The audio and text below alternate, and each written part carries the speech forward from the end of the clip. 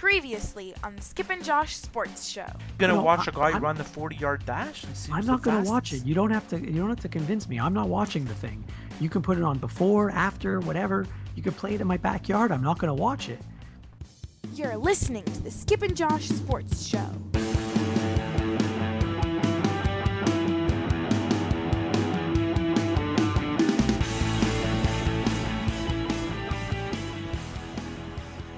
Skip, Hi, Cub. how's it going? Great. It's great to be recording on Sunday night again, right after the football games. Fresh in Yeah. our mind. Well, it's good that they're fresh in our mind, and I'm glad that we did this the last couple of weeks. But to be honest, I'm kind of tired, and we're going to have to go back to recording on mornings because I can't do nights anymore. I think you're right. And actually, tonight we really needed to have the games fresh in our mind because the games were so forgettable that by tomorrow we really wouldn't even remember what happened in these games. I was going to say both games were not good in terms of competitive. And on top of that, both teams that I wanted to win, both lost. So it was like a double negative for me. I was really wanting to text you all day about the Falcons because you made some really bold statements about the Falcons last week, and I didn't want to rub it in too much on you. Okay, so they won the game. But what I said about them, that they're not going to make the playoffs next year, I still stand by that. I knew you would. because if you recall, Carolina came out of the same division last year, went to the Super Bowl last year, and didn't make the playoffs this year. That's right. So I really hope for Matt Ryan's sake that he wins the Super Bowl, because this could be his last chance. I know most people think he's relatively young and he's up and coming and all that, and he might be great and he might deserve to be the MVP this year. But I don't think his team is built to go back to the Super Bowl year after year after year like the Patriots. Let me tell you something interesting about that. I was listening to a competitor's show this week, and they were talking about that division. And they were saying, rank the quarterbacks in that division. Matt Ryan, Drew Brees, Jameis Winston, and Cam Newton. I'd put Matt Ryan third. It's almost not unreasonable to have Matt Ryan fourth. It's like, well, I'm not going to give. I'm going to put Jameis yes, Winston fourth because he hasn't. I mean, he's got to show me whatever after a few years of consistent play. Yeah. Before I can move him up to third or whatever. But right now, Winston's fourth. But think about it. So you're saying Matt Ryan's the third best quarterback in that division? Well, I'm talking about their career as a whole. Yeah, but I'm talking right now. I'm not talking if you go just by this season. Yeah, Matt going Ryan's into next year. one. Well, I don't even know. I think Drew Brees is still better than him. No. I mean, Drew Brees, he's on the wrong side of whatever. I guess. And Cam Newton is still fantastic. Cam Newton's still fantastic, yes. But this year alone, if you just take 2016, then yes, Matt Ryan was the best of those four. But if you look at all four of those guys, their entire careers, I would say Drew Brees 1, Cam Newton 2, Matt Ryan 3, and Winston 4 is what I would say. Yeah. And Winston has the record already, right? Like Winston's first 2 years in the NFL, he has the most passing yards of any rookie in his first 2 years. Oh, really? Yeah. You don't realize that because it goes back what I told you a couple of weeks ago. Like, we're in such a pass-happy era that throwing for X amount of yards doesn't even mean anything anymore. Right. So what did you think about the games today? Well, I mean, I didn't watch the full game of either game. Yeah. And so you were smart to do that. When I turned on the early game, it was already 17-0 Atlanta, and I'm like, oh, great. Yeah. And I was wrong. I had Green Bay covering or winning or whatever. I was wrong, but I was half right because Atlanta did score at will. Well, they did. So it was almost as if they were playing against a high school team because Green Bay's defense couldn't do a thing. I didn't get it. I couldn't get it because, look, I know the Packers' defense is full of injuries, right? But they managed to stifle the Cowboys last week, and I know Dak Prescott is not Matt Ryan, and but they still have Dez Bryant. They still had to cover Dez Bryant, who in my mind is just maybe a notch below Julio Jones. It's they're very similar, And they still had to contend with Ezekiel Elliott last week, and the Packers defense rose to the occasion. Look, the Cowboys still scored, but they stopped them sometimes, right? Not today where the Falcons just ran up and down the field they weren't even there. It didn't help when I think Green Bay dropped 4 passes. Oh, they couldn't hang on to the ball. That doesn't help. Yeah. So I mean, they had limited scoring opportunities, and they didn't capitalize on almost any of them. They lost the momentum, right? The Falcons scored early, and the Packers came right back down the field, and they went for a field goal, and he missed. The fullback Ripkowski fumbled. You know, if Crosby hits that field goal and they don't fumble, it's very possible that in the first quarter there it's 10-10 instead of 10-0. Much different. Yeah. But I mean, after that, the Falcons just destroyed them. Anyway, They scored whenever they wanted. Good for them. Good for Matt Ryan. Listen, they were the home team. They were favored. They won. Yeah. In the NFL, it's the same thing, and it's very similar theme. I'm going to tell you now. It applies exactly to the Patriots, right? In the NFL, the defenses work in such a way that either you have to have defensive backs that can cover the receivers, which is very hard to do because the receivers are so good now and all the rules are slanted so much toward the receivers. It's very hard to have corners that can actually cover guys, right? Right. So you can't rely on that completely. And if you can, great, right? But if you can't, like the Packers can't, and they couldn't last week, how did they do it? You have to have a pass rush. So if you don't give the opposing quarterback any time, then your DBs don't have to be as good. Right. So what happened today? They couldn't cover, and Matt Ryan had all day in the pocket. Right. I don't even think they touched Matt Ryan. They couldn't even get him. He had all the time in the world. And now segueing into the Steelers game, exactly the same thing. Tom Brady sat back there in the pocket like he was on vacation. Picking them apart. The Steelers actually had some scoring chances. They just had to settle for field goals every time, just like they did against absolutely Kansas City last week. Yeah, the Steelers' offense showed a little bit. Obviously, they showed more than what the Packers did. The Packers ended up scoring 21 points, but like it's garbage time, at the end when they scored those. The same thing with Brady though. He had so much time. There's no way if you give Tom Brady 5 seconds every time on the drop back that he's not going to pick you apart. Doesn't even matter who his receivers are. He's too good. You can't do that. So it's very frustrating. Now I have to hear 2 weeks of Patriots, 2 weeks of Brady, 2 weeks of Edelman, 2 weeks of Amendola, 2 weeks of LeGarrette Blount, 2 weeks of Bill Belichick. Going to play. And by the way, I told you LeGarrette Blount would figure today.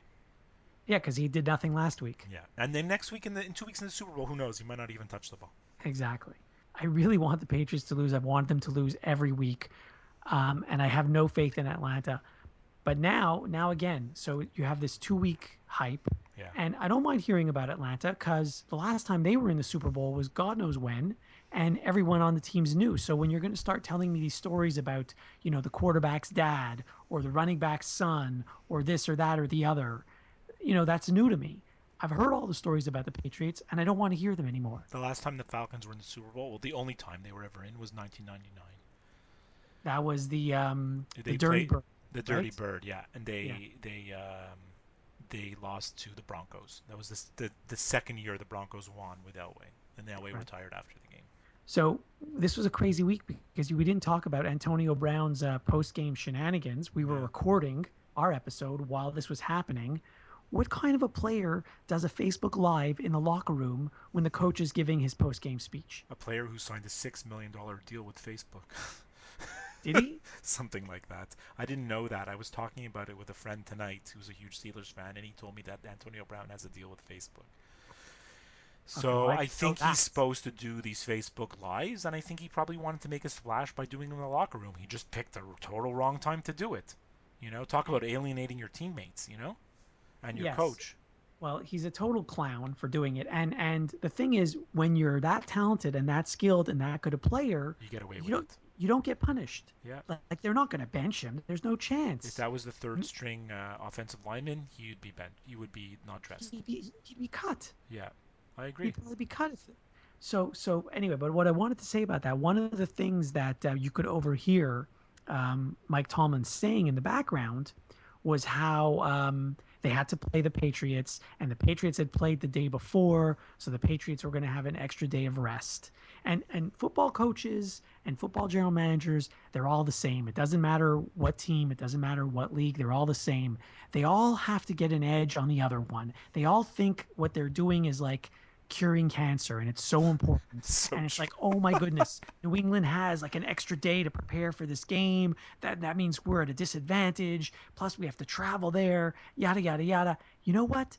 The NFL can fix this problem so easily. When they have their playoffs on Saturday and Sunday, the week before. So last week. Yeah, the team that plays on Saturday plays the next Saturday. The team that plays on Sunday plays the next Sunday. Right? Exactly. Why did they have what they did last week was they had one AFC and one NFC game on Saturday, and then one AFC and one NFC game on Sunday. They could have had both AFC games on Saturday and both NFC games on Sunday, or vice versa. That way, whichever teams won, they would have had the same number of days of rest. It's that simple. It's not that hard. They don't want to do it. Who knows why? I don't know. But do you think, I really think that they say, like he's saying, oh, they have an extra day's rest. I don't think he even cares about the day's rest. He's just trying to, like, give his team some kind of mental edge. Like some kind of Bill bulletin board material. Like, look, they have an extra day. Like, but you're right. It's just like they think that they're like, they're geniuses. These guys are football coaches, you know? Yeah, it's not that complicated. Well, the early line is out and the Patriots are favored by 3. Well, I guess you're taking the Patriots. I'm going to take the Patriots because they just always cover it and annoys the hell out of me. I would pick, if I had the gun to my head and I had to bet on the game, I'd take the Patriots. The Falcons look like... But I'm still going to be rooting for the Falcons. I'm not going to be. I can't stand the Patriots. There's something about the Falcons I just don't like. Okay. I don't know what it is. And our Atlanta people are not going to be happy with me. I don't know. I'm not really rooting for either of them. I couldn't care less, really. But... yeah, I guess the Patriots are going to be favored. It's, you know, when you give Bill Belichick 2 weeks, if anybody's going to figure out how to stop the Falcons, it's going to be him. He pretty much took Antonio Brown out of the game today. He wasn't much of a factor, right? So we'll see what they can do with Julio Jones. And we'll see what Matt Ryan, he's going to have to live up to his Matty Ice name. Yeah. He has been. I mean, like... the second half of the season and the playoffs, he's been money, you know, like he looks unstoppable. Their offense looks just unstoppable.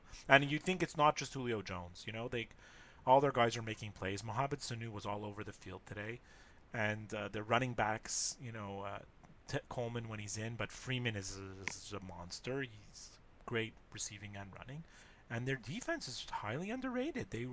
They gave the Packers everything they could. You know, you can't just blame it on the Packers defense. Aaron Rodgers didn't move the ball today either. You know? You know, speaking of defense, I'm going to change the subject slightly here. I was looking at the 4 teams that were still left in the NFL playoffs today. Right. And I wanted to compare their defenses because everyone always says, you know, defense wins championships. But like Houston that has a good defense, they're out. Seattle has a good defense, they're out. Kansas City has a good defense, they're out. So I'm looking at the 4 remaining teams, and I didn't even realize this. New England gave up the fewest amount of points in the entire league this year. I had no clue. Did you also look at their schedule? Well, I mean, they always play the teams in their own division 6 times. Yeah, they had like, I honestly can't even believe when I looked at their schedule very closely, I was almost in shock. They should have had a difficult schedule because they had a good record last year. Yeah, I know, but I mean, at one point there was a stretch in the season, like I couldn't believe how easy some of the games were. You know, they played 49ers, Jets, Rams, Baltimore. Like that's like a stretch of 4 games in a row. You know, they also played Cleveland this year. I don't know. Look, I'm looking at their schedule right now, and you're right. They had like 3 tough games. I mean, everyone thought Arizona was going to be good, but they weren't. The Dolphins were actually better than everyone thought. Yeah. Then they had Houston, Buffalo, Cleveland, Cincinnati, you know, all in a row. Pittsburgh was a tough game; they beat them, and then Buffalo, you know, they got Seattle. Revenge on them that time. Seattle was a tough game; they lost, and then they rattled off all those wins against the lousy teams that I just told you, right? They did play the Ravens; they beat them. They did play the Broncos, who were bad this year. They beat them. Yeah, look, they don't turn the ball over. They have Tom Brady, who knows how to win. He knows what it takes, and they have great coaches. And, you know, like, they're a tough team. You know, what are you going to say? They're favored by 3. They'll probably win by 3.5. They'll probably win by 4. No, they'll win by way more than that. Yeah. I don't know. Look, I always hope for, like, an exciting Super Bowl. But, you know, most of the time it doesn't live up to the hype. I'm actually looking forward to 24 Legacy, which is going to start after the Super Bowl. Yes, so am I.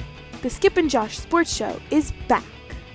By the way, I just read this quote this was posted on Twitter 6 minutes ago. Yeah. Asked his preliminary thoughts on the Falcons in the Super Bowl, Bill Belichick says he didn't even know they won. He's such a moron. Yeah. Because you know what's so funny? So Bill Belichick, I really believe that Do you think Bill Belichick has friends like outside of football? Like he has Yeah, a social life, a personal life, right? I think he does. He's Yes. probably like I don't think he's a normal person, but he's probably a much more normal person than you think. And the Bill Belichick that gets put in front of the camera at the press conferences with quotes like this, or "We're on to Cincinnati, we're on to Cincinnati, we're on to Cincinnati." You know that Mm, press conference, or yeah. what he said this week about when they asked him about Antonio Brown, and he's like, "Oh, I don't know about Splash Face." Or Yeah. I don't get involved in InstaTwit. Like he made up the names of Yeah. the Yeah. social He knows medias. exactly what they're Oh called. my! Of course he does. Who in the world doesn't know what Facebook is? You know. So like I think the Bill Belichick plays a character when he goes in front of the camera. So he A comes out hundred today percent. and he says, "Oh, I didn't know who win." Give me a break. You didn't know who won the game in the end. You know, you don't know who you're playing next week. I find that A hard to hundred believe. percent. So I only want to tell you one more thing about the football. It's like a medium what bugs me. We'll have to Okay. have ratings of what bugs me. So this is a medium what bugs me. Okay. So first quarter, Falcons get a first down. The fullback they threw to the fullback and he ran down the sideline. They got a first down, right?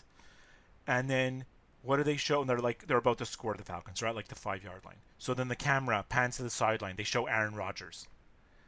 What the hell does Aaron Rodgers have to do with the Atlanta fullback getting a first down? Like, why do you need to see Aaron Rodgers' reaction to the fact that they're about to score? He has nothing He to do should. with that. Show the defensive coordinator, show the coach, show the Atlanta sideline, show anybody, but the opposing quarterback being concerned about his defense? Like, what is that? It's so, oh, it makes me crazy. They they did show Aaron Rodgers quite a bit. I think they wanted to see like his reaction, Of right? course they want to see his reaction, but I mean, the defense is on the field. What can he do about it? He can't affect the defense, you know? It's true. It's like, and I'm like, well, what are they gonna show? Like, yeah, and Aaron Rodgers, he always has the same face, anyways. Like, he doesn't he's not gonna like be like, oh man, the defense sucks. Like, are they waiting for like someone to badmouth the defense? You know, like, I don't know, I just don't get it. So that's like my, oh yeah, and then also Troy Aikman, what a job he did today. I was paying attention to the things he said just because of what you said. Yeah, so they're in the red zone, literally one or two plays after the thing I'm just telling you, and just as they're about to snap the ball, he's like, red zone possessions are gonna be huge in this ball game. Like, That's no freaking kidding. that's insightful. Yeah, like anybody watching, like, do you really need to tell them, like, yeah, you know what? When we get the ball down the goal line, they better score. No kidding, they better score. Everybody knows that. You know, like, he's so like the Fox. They really they bother me. I And I think guess they're the the Super ones doing. Bowl's I on. think. Yeah, yeah. Yeah, I was gonna say. I think they're the ones doing the Super Bowl. So I guess we'll look forward to Troy Aikman doing the Super Bowl. Yeah, He's the he's number on one the A guy. team. You know, He's on the A team for sure for Fox. it is on Fox. Yeah. Hi there, Skip and Josh will be right back. To get in touch with them, you can send them an email to skipandjoshshow@gmail.com. You can follow them on Twitter @skipandjosh, and you can visit their website at www.skipandjosh.com. And now, back to the show. So the big news this week, I mean, we texted about it. Oh yes. Our the Skip and Josh Twitter account was very active on it. Was Tim Raines. Yes, So I'm excited that Tim Raines finally got in. I have some questions for you. sure, it was about time. I mean, obviously, you know, like Well, that's 10 that's my years. question. First of all, I think we need to give some credit to Jonah Carey for all his PR work. I hope Tim Raines actually thanks Kerry. He thanked all the baseball writers in his own Twitter account, like all Mhm. the people who supported him and all the baseball writers who who were championing his cause, so to speak. But I mean, to me, it like starts and ends with Jonah Carey, right? Yeah, Jonah Carey has a lot to do with it because he was spewing out all these numbers and stats and everything. Yeah. Not that Tim Raines doesn't deserve to be in there, but my question is, if 85% of the voters voted for him this year, Yeah. in the last 10 years, Tim Raines didn't steal a base, didn't hit a homer, didn't drive in a run. Yeah. He didn't do anything in the last 10 years. So why is he good enough to get in now, but he wasn't good enough 9 years ago or 8 years ago or 7 years ago or 6 years ago? I don't get it. That's the $1 million question. I mean, that question happens all the time, right? The votes change and they change. Well, I mean, part of the answer, like I could tell you part of the actual answer that I can explain, is that Okay. there's 15 it's not 15%, but there's 15 new writers that voted this year that did not vote last year. Okay. Right? There's people that don't vote anymore, and there's new writers. So those guys tend to be younger, and they're into a little bit more into the analytical stuff and seeing things a little bit differently. So they were more likely to vote for Reigns. And then, like you said, the rest is like people getting the PR, right? And digging into the stats and hopefully researching it and seeing things for what they are.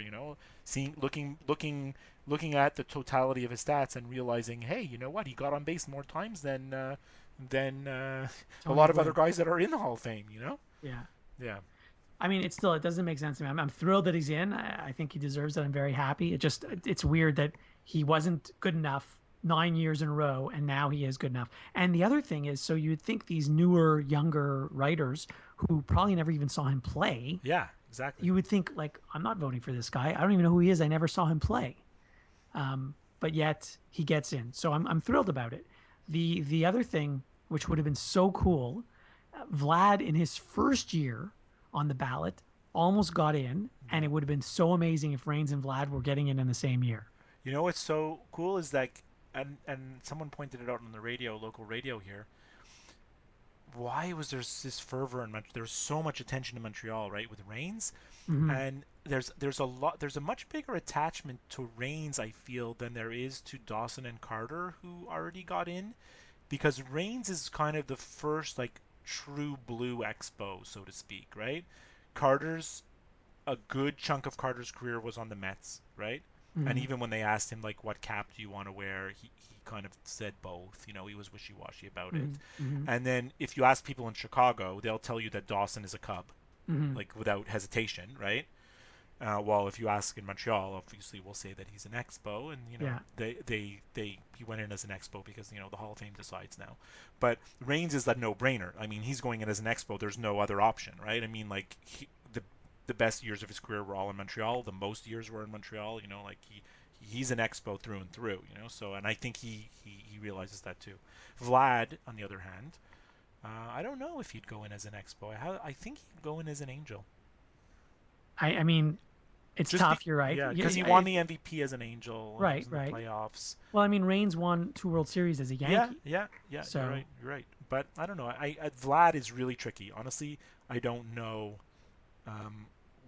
what cap he's gonna wear, but it's gonna be close. Like Carter, I felt like he's an Expo. Even though the Mets people wanted him, I felt he's an Expo. Same thing with Dawson. I felt he's an Expo. Vlad, I'm not so sure. The other thing I wanted to point out. So, remember how the Expos were dubbed the team of the 80s, and they were supposed to be great, and they never really did anything. Actually, they never did anything, period. 3 Hall of Famers from that team. 3 Hall of Famers from that team. And how many teams can you say had 3 Hall of Famers? I mean, obviously the Yankee teams with Jeter and Rivera. No, well, I mean, going back in the 50s, if you want to go like Mantle and all that, but we're talking more modern day, right? Yeah. Well, so they had 3 Hall of Famers, and so that just magnifies the fact that they had a great team and they never won anything. It's crazy. It's huge, but it just goes to show, right? There's that famous picture of the 1982 All-Star game that was in Montreal, right? I was at that game. Where we had 5 players out of the starting 9, right? And that's unheard of because we were a great team, and it's unfortunate that most of the people following baseball now don't remember how much of a baseball city Montreal was and how much of a great era that was for the Expos. So. It is a shame. Anyway, I really hope that we do go to Cooperstown to see Reigns get inducted. It'd be great. We will. I'm sure we will. So, we had the Hall of Fame, pick your own Hall of Fame ballot on our website. Yes. So just to tell you the results. Yes. Reigns was named on 100% of the people's ballots who voted.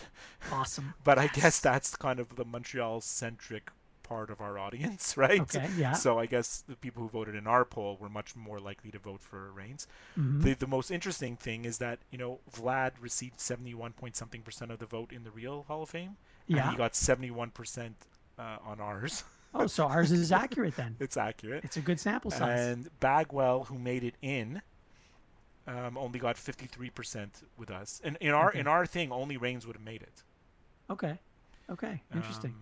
But Bagwell was the 3rd most on ours. Larry Walker got 53% for us. and Pudge Rodriguez got 47, and then it goes down from there. I just don't know, like, I don't know what's going to happen with, like, Sammy Sosa, Barry Bonds, Mark McGwire, Roger Clemens. I don't know what's going to happen with these guys. I don't think Sosa's going to get in because his numbers are so low. Not his stats, but his percentage of votes that he's getting every year is really low. Yeah, it is. And so for some reason, he's going to fall off. He's going to fall off the ballot. He's eventually going to fall off the ballot. But Clemens and Bonds, they keep going up slightly every year, and I think they're going to get in eventually. I think they will. And you know what? I don't even have a problem with it. People made the argument this week that I heard for the first time this week. I heard it on the radio. I heard it in print, on video and stuff. So Bud Selig's getting in, right? He made it in through the Veterans Committee or through. Can we throw stuff in when we go? We can try. It's going to be pretty interesting because the Cooperstown induction is going to be full of Montrealers, right? And they all hate him. And we all hate him. It's right? his fault that we didn't win the World Series in 1994. It's not just his fault. It's a lot of his fault. It's just as much the Players Association's fault than it is the owners. They voted to strike, right? Yeah. The players were the ones that Donald voted Fear. to strike. Yeah, Donald Fear. So those two guys. So yeah, I think you're right. I mean, do you think Roger Clemens is one of the top? I'm not even going to say top 5. Do you think he's one of the top 20 pitchers in history? Yeah. Yeah, it's like a no-brainer, right? Do you think Barry Bonds is Top one 10. of the 20 best hitters in history? Top 10. Top 10, right? Barry Bonds is At top least. 3, right? Like, Yeah. even with the steroids, it's like, I don't know. Yeah. So back to what I was saying about Bud Selig. So people were saying this week, I heard this argument a few times.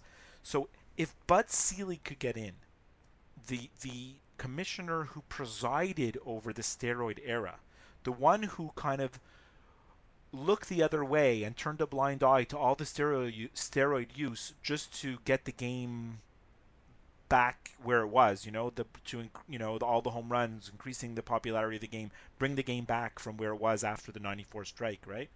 If he could get in, well, then how come the players who did the steroids can't get in?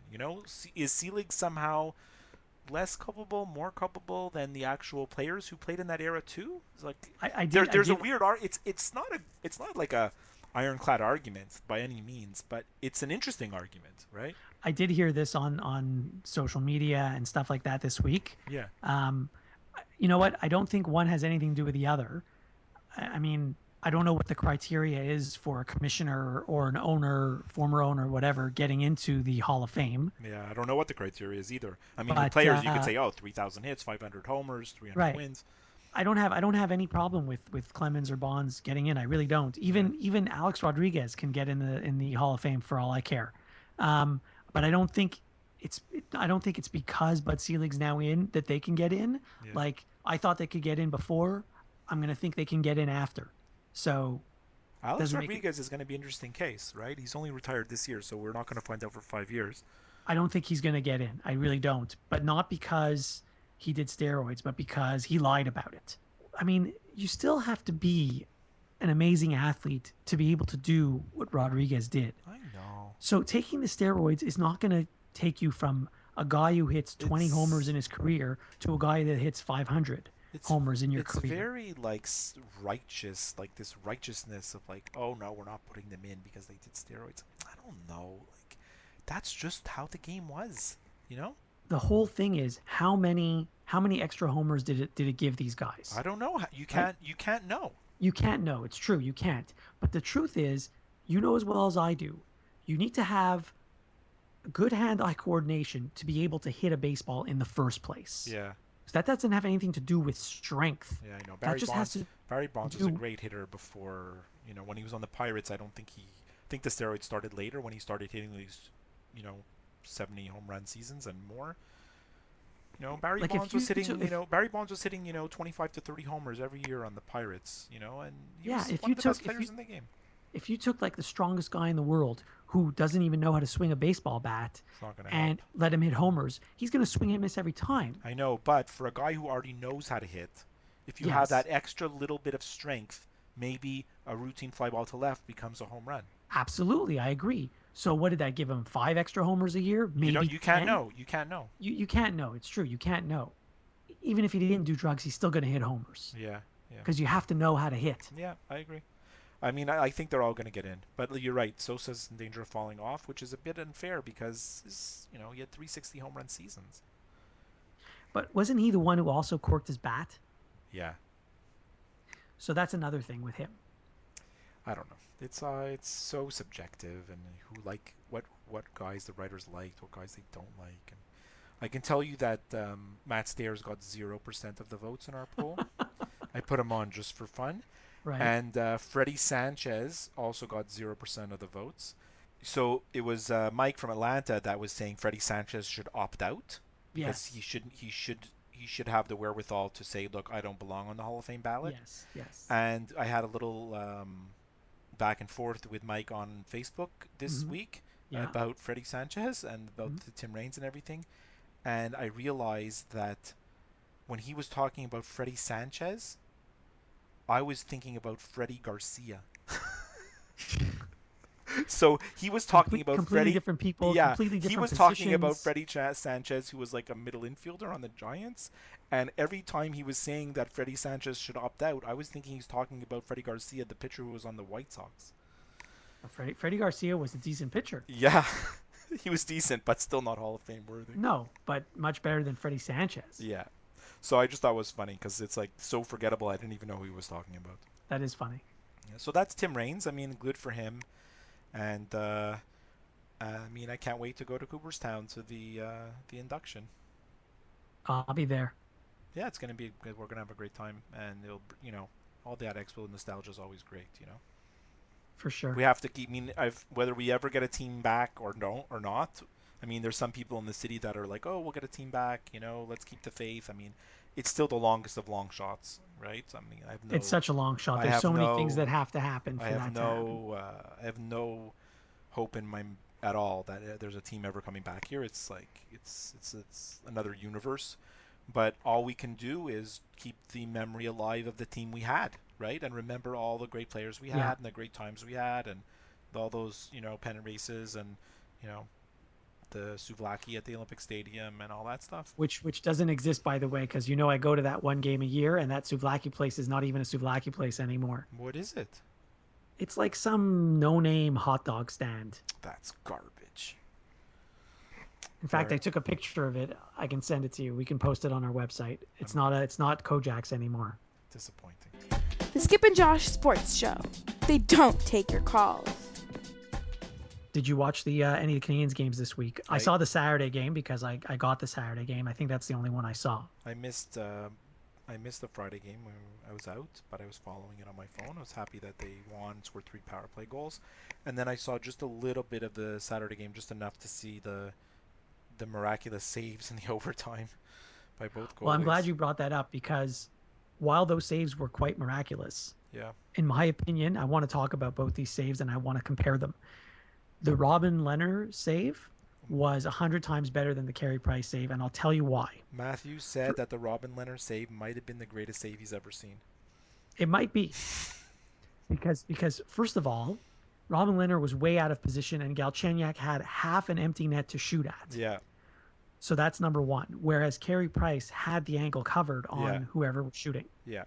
That's number one. Number two, Robin Lehner had to contend with his own defenseman, who only made it more difficult for him to make the save. It's unbelievable that Galchenyuk didn't score. It's absolutely unbelievable. Price didn't have anyone interfering or anyone blocking or anything like that. No.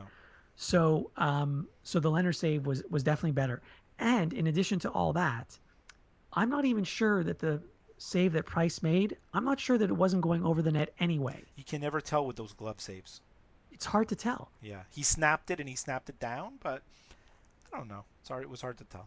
But he made a flurry of saves in that little minute span. It was like, and that was like the final one, right? So. Yeah, absolutely. Like, I'm not taking anything away from him. He played great. Well, I mean, the last goal wasn't great. The winning goal wasn't so hot, But no, you're right. The last goal wasn't so great. But anyhow, that Robin Lehner save was unbelievable. It was great. I mean, what's interesting is that there's all this talk today about how the NHL has to get rid of the shootout, and the shootout's past its time. And I read a bunch of articles today about the shootout. People aren't happy with it because apparently the Ottawa Leafs game that was on Saturday was pretty exciting, and the overtime was exciting. And the sports writers were saying, who wants to end this in the shootout? How come they couldn't play 5 more minutes of overtime?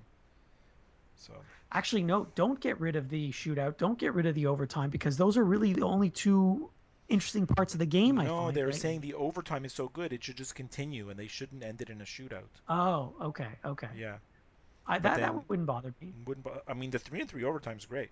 I mean, it's It is so great. so exciting. But and I mean, someone's always going to score because it's like we've said, right? You get your 2-on-1, and then if you don't score, well, they're coming back the other way. You know? Exactly. Yeah. So I did also get to see part of the Canadians Penguins game because it was on a Wednesday. I get the Wednesday games. right, Um, but speaking of the Penguins, they're such a strong team. It's unbelievable. they are very good. Did you see the Penguins played the Capitals this week? That was a crazy game. 8-7. I turned on the game. When I turned it on, there were 30 seconds left in the third period. It was 7-7. Right. And I said, "Oh, this is unbelievable. I'm going to watch the rest of this game because first of all, it's almost over, Right. and secondly, there's going to be at least one more goal." There was 9 goals in the second period. It was insane.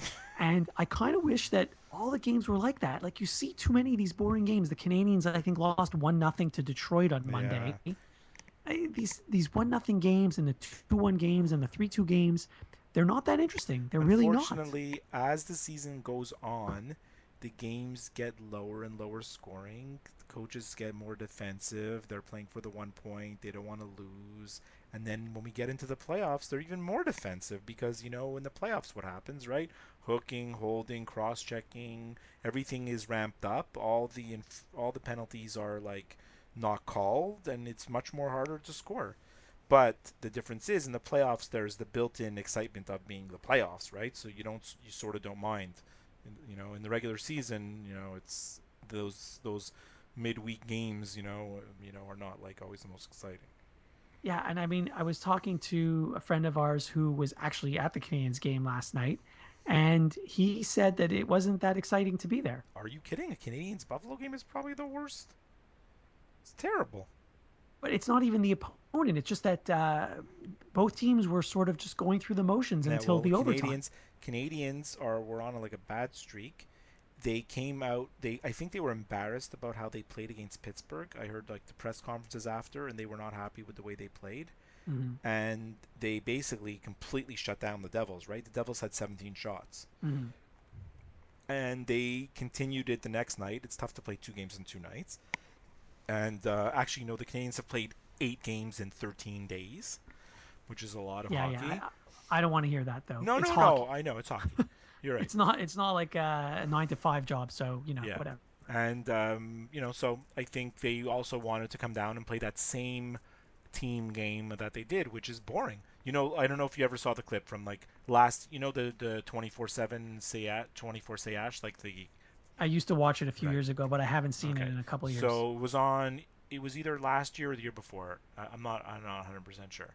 And there's that famous clip that really angers a lot of Canadians fans to this day.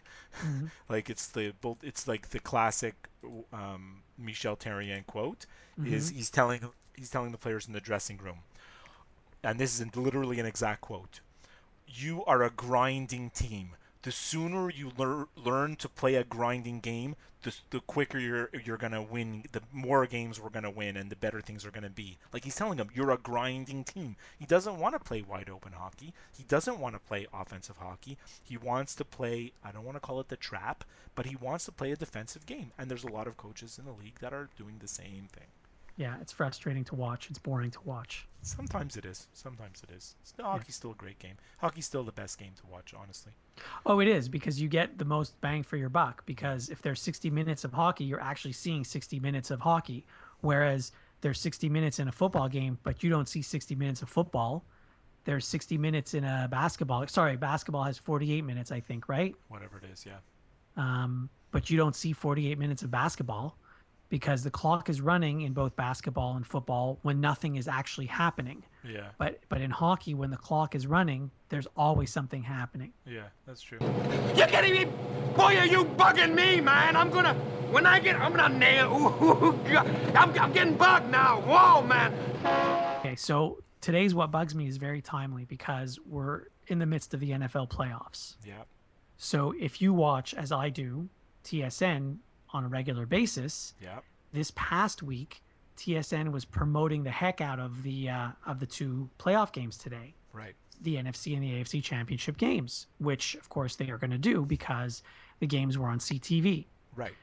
But on every single promo you saw on TSN, whether it was a live read or whether it was a commercial, whatever it was, every single promo said that the early game started at 1 o'clock. Now, you know and I know that the game didn't start till 3, and we both know that the pregame started at 1 o'clock. And if you want to watch the pregame, that's fine, because there are lots of people who want to watch that. But don't pretend that the game kicks off at 1 o'clock so you could get all these viewers to tune in 2 hours early and sit there and twiddle their thumbs until the game actually starts. That smiling. Bugs the hell out of me. I'm smiling so much right now because it's so funny because you have these What Bugs Me's, and the What Bugs Me segment was originally like your thing, right? And it still is your thing, you know. I'm not taking anything away from you on that, but so many of the things that you say when you say what they are, I'm like, man, someone's finally thinking the same thing that I just have been thinking for so many years that never really was able to like articulate, right? We said on the first episode, the reason for doing this show is so that I can vent. It's therapy for me. Yeah. Yeah, the first episode was called Podcast Therapy. Yeah.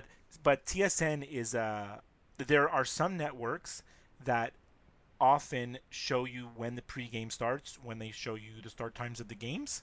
Mm-hmm. TSN is the biggest culprit of this. They are a big violator. They are the violator. Yeah, they are the worst when it comes to this. They do it all the time. For the World Juniors, it drove me crazy, right? Oh. Because, oh my God, you don't... 7 o'clock for an 8 o'clock game. Because you know, like for other sports, you know, like football starts at 1, the late game's at 4 or 4:25, right? NHL games, Saturday night they're at 7, weekdays are 7:30. Like, you know when the games are on, right? Yeah. But the World Juniors, because it's like a weird tournament and there's time differences and you know, like the games are on all different times, like you don't always know when the game's going to be on. So when TSN says, yo, Canada, USA, it's on at 12, you know, like, oh man, the game starts at 12, right? You're like, oh, I better watch. And then, of course, you know, you find out that it's really only on at 1. Right. Or 2. Or 2, yeah. So they really had a 2-hour pregame show today No, for the football? for football, they had a 2-hour pregame show. Yes, they did. Oh, God. It wasn't a TSN or CTV pregame show. It was a Fox pregame show, but CTV covered it. Like CTV aired it. Yeah. Oh, God. I mean, yeah, TSN's a big violator of that thing. So we're calling them out. They should say pregame show starts at 1, game starts at 3. They should tell you. Yeah. Oh, God. I'm sure there's people who don't know, who thought the game actually started at 1, turned on their TV, and thought, oh, okay, they're just going to talk for a few minutes, and then the game's going to start. And then after half an hour, they realize, like, what's going on here? Why hasn't the game started? Yeah, it's so true. Oh, my God, it's so true. Oh, my God, it makes me crazy, that. And you know what? If it's a thing, like if it's a half-hour thing, I mean, that still bugs me, but not as much. You know, if you're saying tune in at 7 and puck drops at 7:30 or kickoffs at 7:30, whatever sport it is, that doesn't bother me so much because it's only half an hour. But for 2 hours, seriously? Yeah, that's not normal. All right, Skip. Well, thanks for an excellent show. Thank you, and thanks to all the listeners who have been downloading and to are subscribing to our podcast. Just to remind everybody, I mean, if you're listening, you already know, but thank you for subscribing, you know, on iTunes, on Stitcher, on Google Play Music, and if you're on iTunes, give us a like and give us a review, and you can send us comments by posting on our Facebook page or sending us a tweet or an email. Just go to skipandjosh.com and you can have all the links and the info about, you know, all the various social media and all the subscription portals.